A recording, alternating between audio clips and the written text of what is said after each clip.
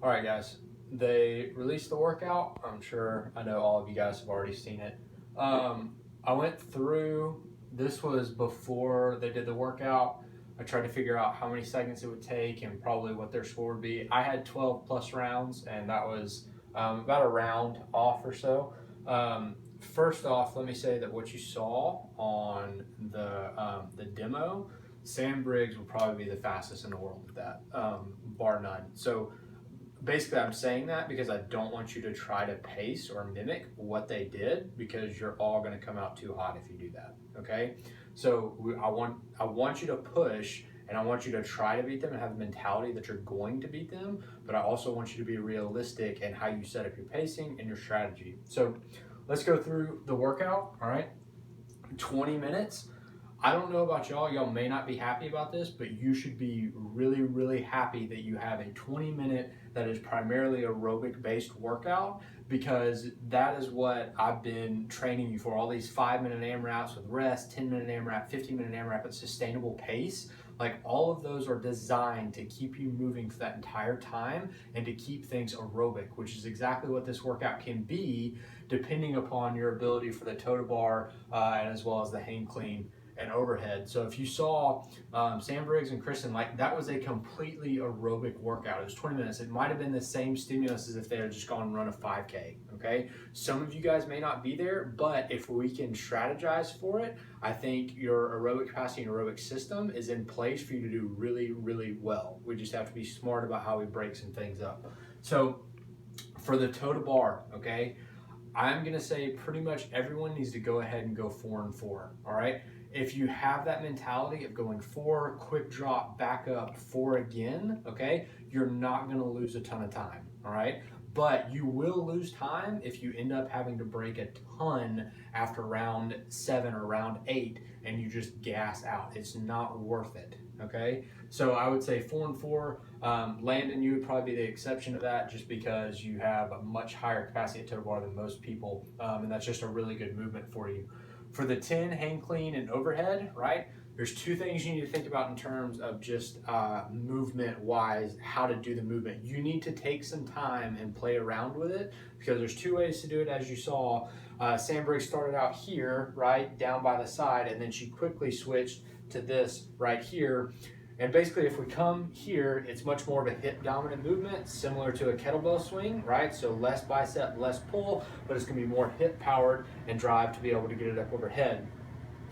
That's good, but for some of you guys who have low back stuff going on, okay, if you have to come here and have a ton of internal rotation on each side and start cranking up like this, it's going to get into your lower back a lot. Okay, for you guys, if you have strong obliques and you can stabilize from here, it can allow you to use your legs a little bit more and jump as you push the ground away to catch and then go up overhead. So basically, you guys just need to play around with it, but don't think that this is the only way to do it, okay, because it's not, and there's pros and cons to doing it both ways. All right, so that's for the hang clean overhead. You've got to go 10 unbroken on those. There's no reason why anyone should break on either of those. So you do your 5th one on your right arm, and then swap, and then go 5 on your left arm. All right, the majority of the workout is the calorie row.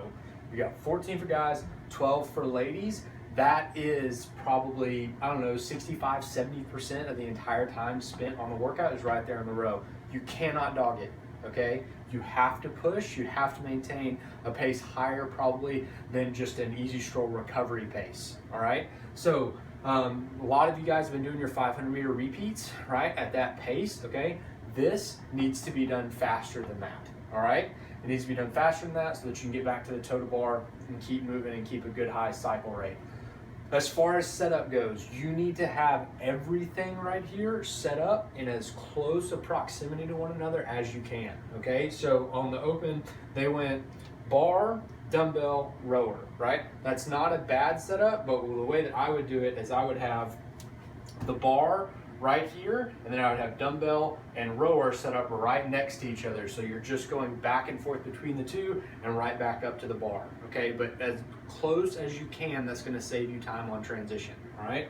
Another thing is gonna be the transition on and off the rower, if you can make sure that you're not having to strap in, unstrap each and every time, it's going to save you a ton of time, okay? You've got 12, 13 rounds getting on and off, 3 seconds for a transition, right? That's almost, 45 seconds right there that you can make up, right? Limiters, all right? So this is going to be where it's going to be specific to what you guys need to think about for your specific strategy. If your limiters are going to be the grip or the pull fatigue, okay, because we got toe to bar, hanging on, and then we've got single arm pulling, and then we got pulling on the rower. If you know that that's going to be an issue for you, then like we already talked about, you need to go ahead and plan a break for the toe to bar. If you think 4 and 4 is not sustainable, you may need to go 4, 2, and 2, okay? I'm going to leave that up to you, and you can talk to me about it, but you don't want to get into having to go singles, having to take a ton of rest, okay? Oblique midline fatigue, I put that on there because if you are going to do that dumbbell here out to the side, okay, you're going to have a lot of contractions over here that you may not be used to because we don't do a ton of unilateral work on that side, like just with one arm dumbbells to the side pulling back and forth, right? So that may be something that catches up to you, and if it does, that's just going to be one of those things that you need to play around with the setup of whether you're going here or here. If you think it's going to be an issue, I would probably go ahead and just go right in the center as opposed to going on the side if you have a weak midline, all right? Pacing and strategy, that's going to be another limiter, just coming out too hot. You guys know the deal with 20-minute workouts. You can't do that, and you can't afford to do it. The fourth one is just transition time in between movements, which we already talked about, okay? So these were Kristen Holte splits that I put up just for each one, just as I was watching. I wrote them down, and you guys can see that she fell off that 120 to about 41, so 20 seconds there, right?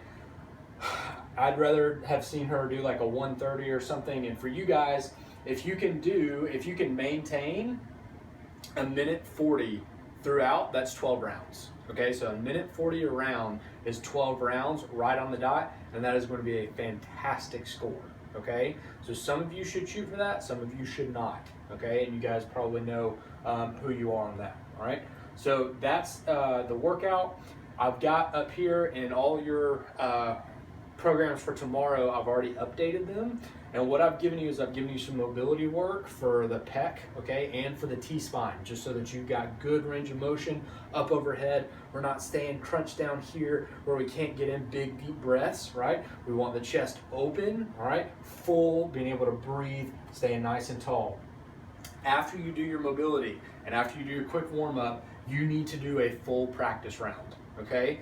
You're not going to wear yourself out. You're not going to fatigue yourself by just doing one round, okay? You're not getting into any muscular endurance there. It's just aerobic work, all right? But you need to do one practice round to get a feel for the transitions, to get a feel for how long it's going to take, and then from there, you can determine your specific pacing strategy, okay? So mobility, warm up, then do your practice round, and then I've thrown in there a CNS primer, so that's just something if you guys think you need it, and if you work well that way.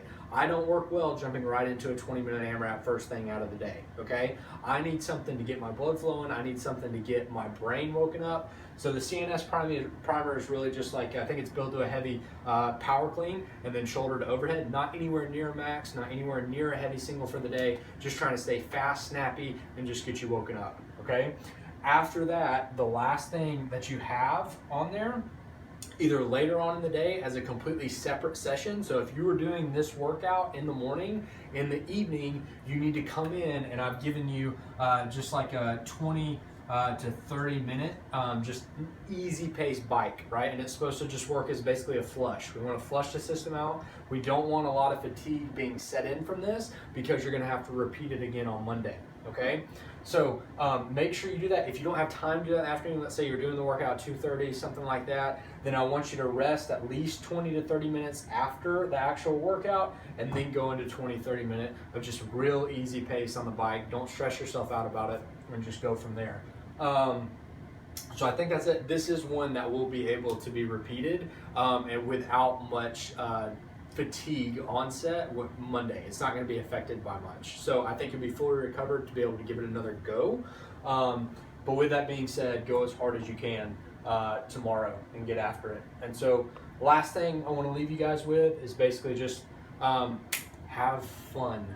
Please have fun. I know I don't do the best job in the world as a coach of making sure that you guys are having fun, But this is what you've trained for all year. 364 days you've been training, or give or take.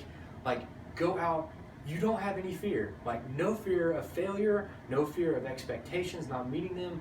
Go out there and just crush it, okay? Have fun. Walk away with a smile on your face after you're done trying to breathe and catch your breath. Just, don't work out scared. Don't do it, okay? Just go in, give everything you got, and then after that, we'll go from there, okay? So if you guys need anything, text me, email me, let me know, and I'm sure I'll talk to you soon, all right?